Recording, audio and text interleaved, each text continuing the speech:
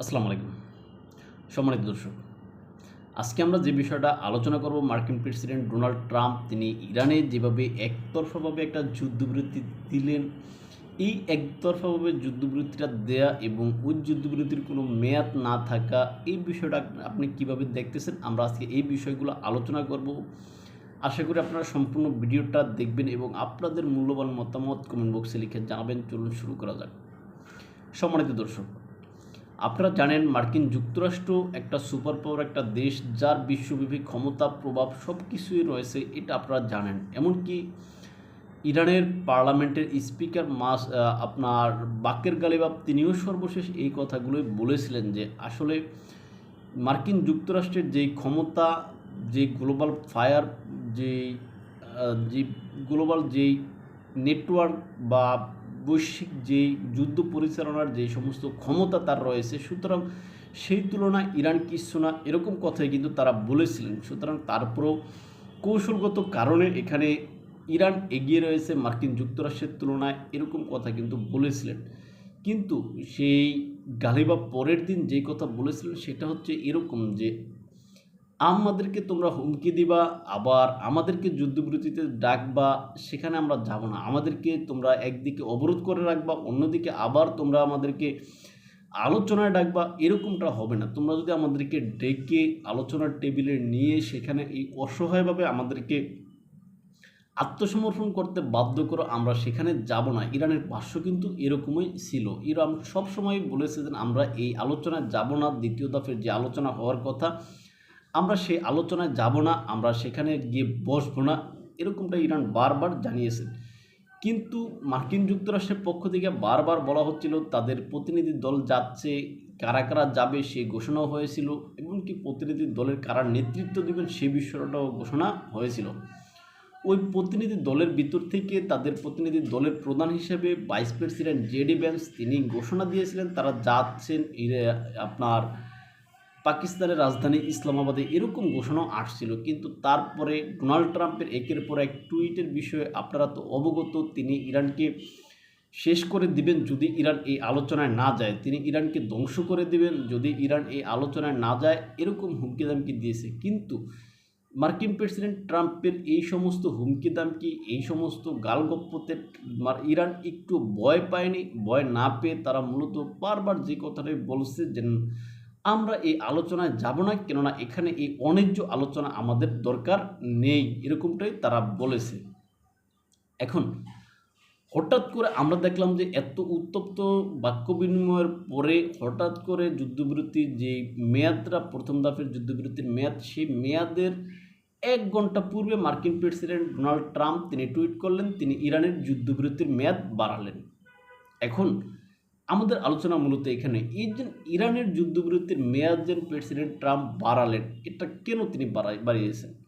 আপনারা দেখেন, যুদ্ধবিরতির মেয়াদ বাড়াতে হলে হয়তো উভয় দুইটা পক্ষ সম্মত হতে হয়, অথবা কোনো একটা পক্ষ অপর পক্ষ, এক পক্ষ আরেক পক্ষকে কি বলে যেন আহ্বান জানাতে হয়, বা যেন আসো আমরা একটা যুদ্ধবিরতি করি, এরকম একটা কিছু। কিন্তু আপনারা দেখেন আমরা কোথাও বা কোনো নিউজে বা কোনো তথ্যে এরকম একটা খবর পাইনি যেখানে ইরান বলেছে যে ভাই আসো আমরা যুদ্ধবিরতির মেয়াদটা বাড়াই।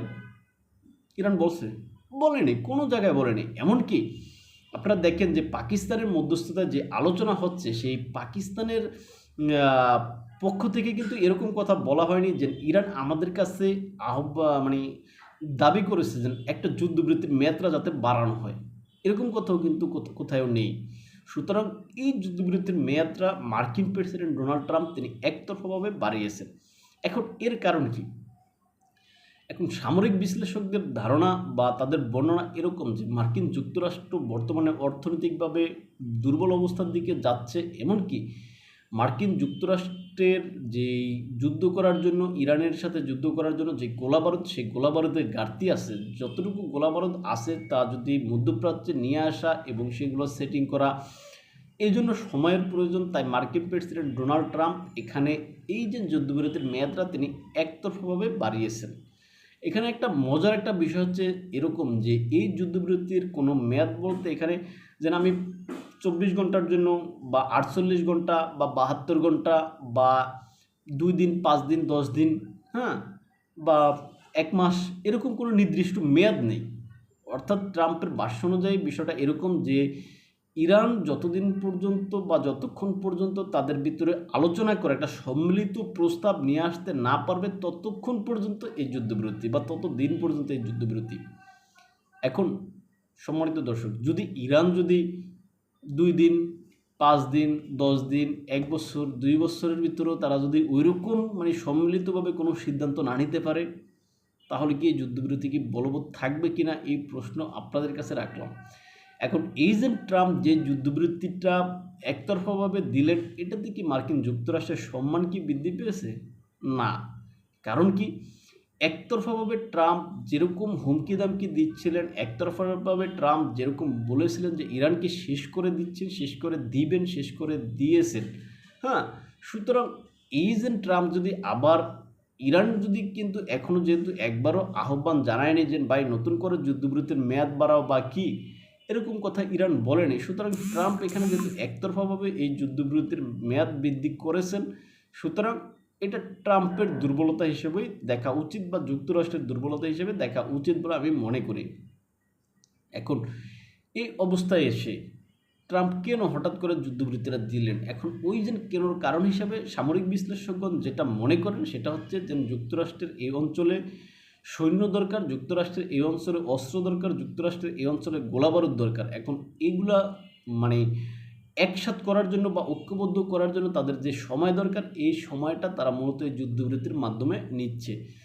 কিন্তু ইরান বারবার যে কথা বলে আসছে যে আমরা তোমাদের সাথে এই আলোচনায় যাব না, অসম আলোচনায় যাব না। হ্যাঁ, তোমরা যদি আমাদের সাথে আলোচনায় আমাদের উপরে আক্রমণ করতে চাও, সেই আক্রমণ করতে পারো। ইরানের পার্লামেন্টের স্পিকার যে বাকের গালিবাফ, তিনি সবশেষ যে কথা বলেছেন যে আমাদের কাছে নতুন কার্ড আছে, তোমরা যুদ্ধ শুরু করলে আমরা ওই নতুন কার্ড ব্যবহার করব। এখন এই নতুন কার্ডের বিষয়টা কি মার্কিন যুক্তরাষ্ট্র আসলে ভয় পেয়েছে যে ইরানের কাছে নতুন কার্ডটা কি?